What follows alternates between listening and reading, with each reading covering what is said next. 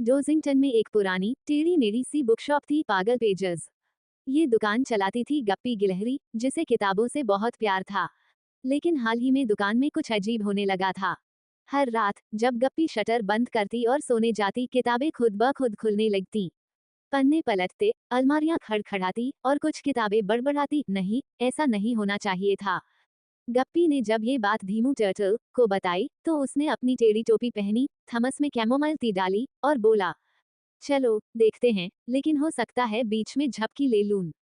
रात को दोनों दुकान में छिप कर बैठे। घड़ी ने 12 बजाए और तभी फड़फड़, ठप ठप, ठाए ठाए, एक किताब खुद उड़कर गप्पी के सिर से टकराई। धीमू मुस्कुराया, किताबें बोल रही हैं। शायद कोई कहानी अधूरी है। उन्होंने उस किताब को उठाया, द क्यूरियस कैट क्रॉनिकल्स, लेकिन उसके पन्ने आधे गायब थे। धीमू बोला, जिसने ये किताब लिखी थी उसने कभी कंप्लीट ही नहीं की। गप्पी चौंकी, तो किताब खुद को कंप्लीट करना चाहती है। धीमू बोला, किताबों की भी आत्मा होती है, खासकर डोजांगटन में। अगली सुबह गप्पी ने सब अधूरी किताबों को एक मेज पर रखा, और जैसे ही सूरज ढला सभी किताबें खुद से खुल गईं। एक किताब से आवाज आई, मुझे बताओ, उस बिल्ली ने आखिर में क्या किया? दूसरी चिल्लाई, मैंने कभी अंत नहीं देखा, मैं अधूरी रह गई। धीमू ने गहरी सांस ली और बोला, हमें किसी को बुलाना पड़ेगा जो कहानियों को खत्म करना जानता हो। और तब आया फ्लिप्सू लोमड़ी, डोजिंगटन का सबसे तेज स्टोरी टेलर। वो किताबें नहीं पढ़ता था, किताबें उसे पढ़ती थीं।